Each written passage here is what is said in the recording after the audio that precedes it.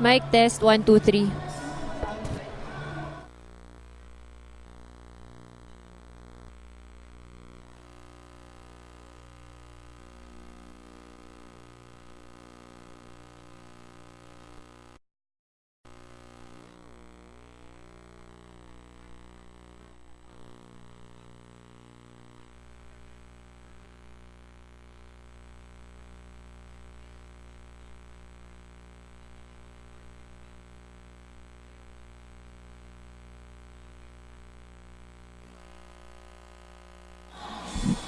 Back with us here, ladies and gentlemen, a 4-point lead for the Lady Altas over the Lady Bulldogs. Ivy Remulla, the latest from the sidelines. Thank you, Noel.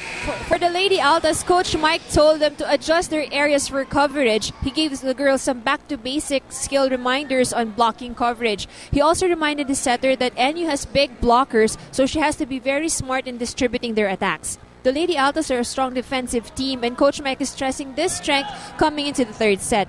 Meanwhile, for the Lady Bulldogs, Coach Francis instructed them to tighten their defense at the net. Perpetual executes a lot of combination attacks and quick attacks, and they should be able to adjust and read the opponent's offense.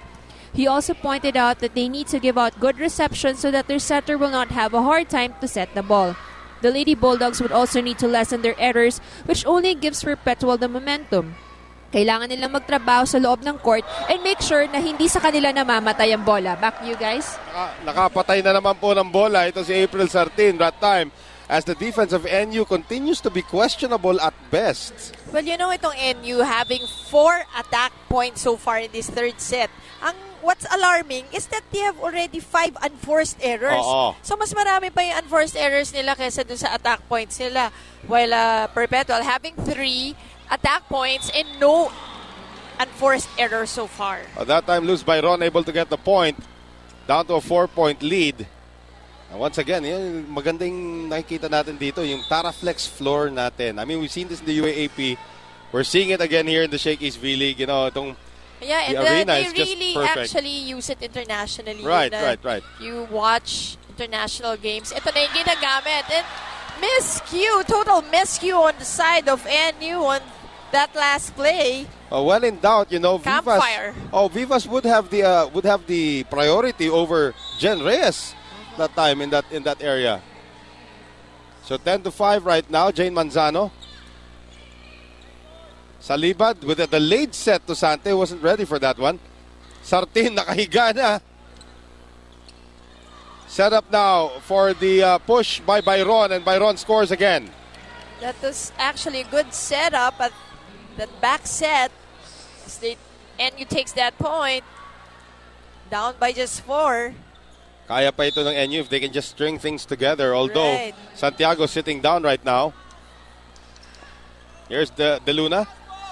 Sartin. Chanco. Set up for Vivas. De Luna. Sartin. Wow! Sartin just went flying up in the air and taking that hit. Look at this once again. 2 tall blockers in front of her, and yet she challenged them to this powerful hit. Sinibog niya talaga yung depensa. Nakita niya na may blockers, pero challenge. Dun pinapunta yung bola. Royce Tubino now to serve. Oh, that's going to be long. And it's been a problem for Tubino containing her serve in this game. Santiago now back in front. That's good news for NU. Now let's see if they can feed her enough points or enough opportunities to score. Captain Rhea Sante.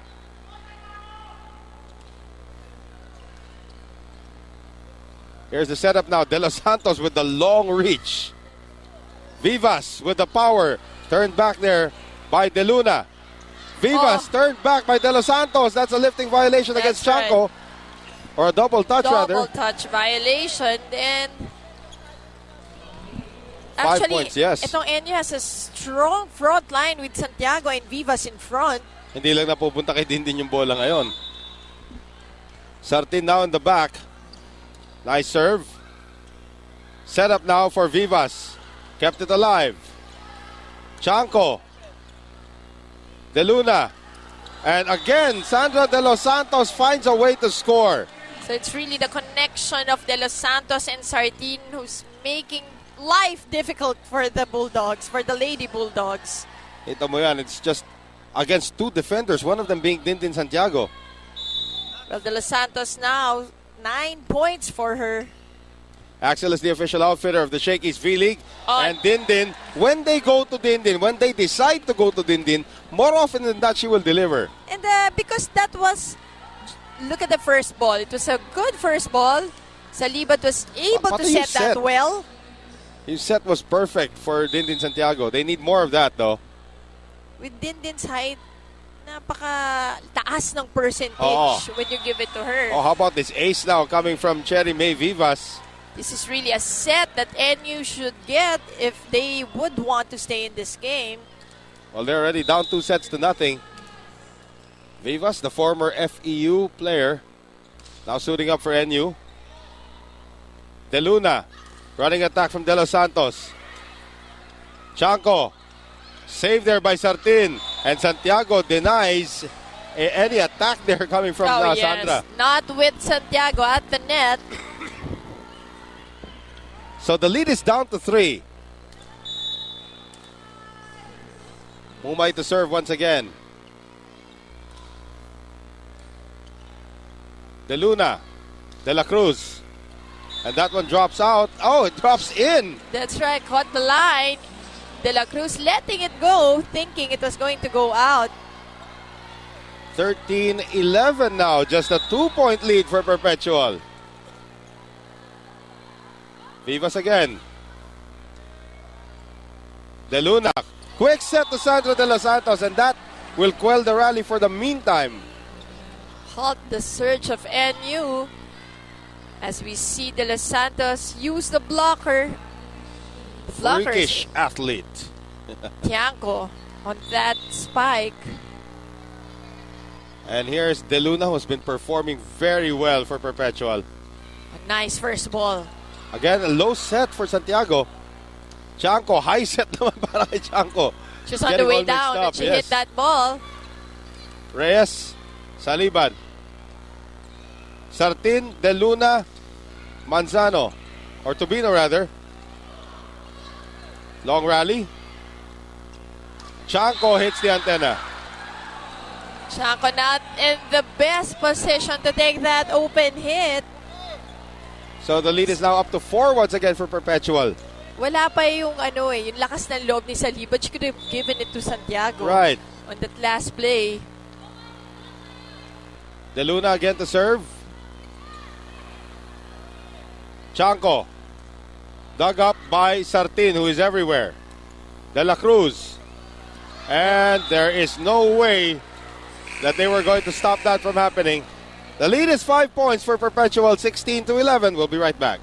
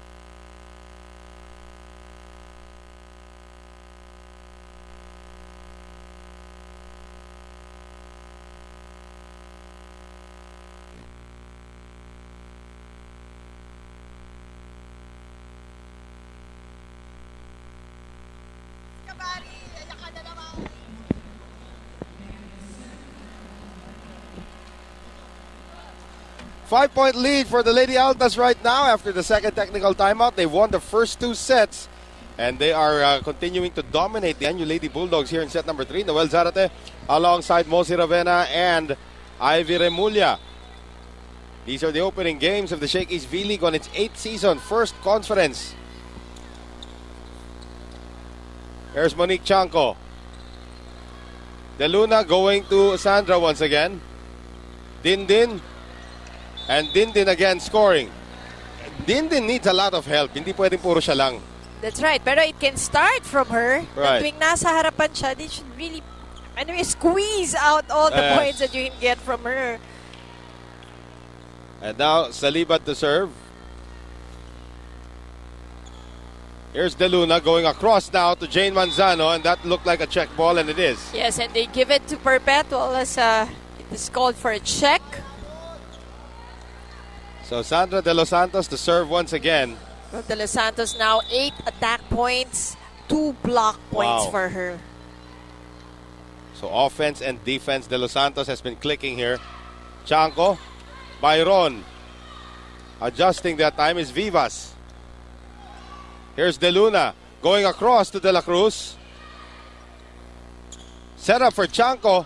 Oh, wow, single blocking there from Jane Manzano. That's right, Manzano reading that one well. Offensive blocking for Manzano. Look at this once more. Pushing it where nobody was there or where it was difficult for Enyu to get. Well, Enyu will use a timeout here as this game is starting to slip away from them. Tingnan mo ng gitna. Tingnan mo yung dagat doon sa gitna. Okay? Pag binigyan mo ng open, block yan. Sino yung nagbablock sa kanya? Yung malaki. Alin? Sino? Manzano. Ba't bibigay mo sa open? Nakikita mo ba yung blocker sa kabila? Sigurado ka? Ba't binibigay mo kay Pilip ka muna. Enyo. Tingnan mo ng gitna. 18-12. Well, at least this is just the first game, but every game counts single round robin. Huh? Yun ang importante. So, iba yung mauna ka na Yes. in this tournament format. De Los Santos. Salibad gives it to Perpetual, but Oh, in the overreaching ba yan? violation. Net violation. Net violation called on Tiangco. Well, nagtataka rin ako si Salibad hasn't given Dindin a differential. Yung halimbawa, hindi na siya pwedeng mag-quick hit. Dapat meron din kasi hindi naman pwedeng panay-quick, lalo na kung poor first ball na. We've actually not seen much of that. Here's Byron. Oh, Wow, and pinako niya. Byron. Perfect execution on the open hit. Rhea Sante back in front now as Dintin Santiago moves to the back. That serves a second look right in the middle Right. of the two blockers of Perpetual. Serve by Santiago will go long. So 2013, 7-point lead now. Para sa Magbabae kupunan ba ng sa Perpetual. Altalets, ano? That's what they're called. Altalets. Ganun ba yun? Yun na nga. Lady Altas ba or Altalets? Parang Lady Altas pa rin. Lady Altas ba? Kasi literal Lady Knights. Pwede mo nang gawing princess yun. Para it's either yung high school or yung women's team nila, yung Altalets. Pwede rin. Byron. De Luna. Sartin is denied that time by Byron. Good read there on defense by Byron. So 20-14. 6-point lead for Perpetual. And you serving Monique Chanco. High setup there. Papunta rito kay Manzano. And Manzano will miss everything. That's too wide. She's been trying to go for angled hits. Well, we haven't seen Michelle Dotowin back in the game here for Perpetual. She went back on the second set. Oo. Not yet in this third set. Free ball now. Let's see how Salibat will take this one. Nice dig that time by Jonella Sante trying to attack the defense. One-handed save by De La Cruz. Vivas. Dug up again by Sartin. Sartin. Oh, finding the line again. While sitting in the air, spiking the ball. My goodness. And Jane Diaz wants to put this one away. Let's take a look at this. Look how contoured her body was on that hit. Kahit nasa ilalim siya ng bola, magagawa niya ng paraan yun eh. Kasi yung body niya na, she's Right. able to move it well. She's up in the air. Ibang klase. Again, the powerful serve here of Jane Diaz. De Luna going to Sartin. Vivas. On the wind-up. Great block from Kesh De Luna. The setter. Much toward the light. De Luna, one of the smallest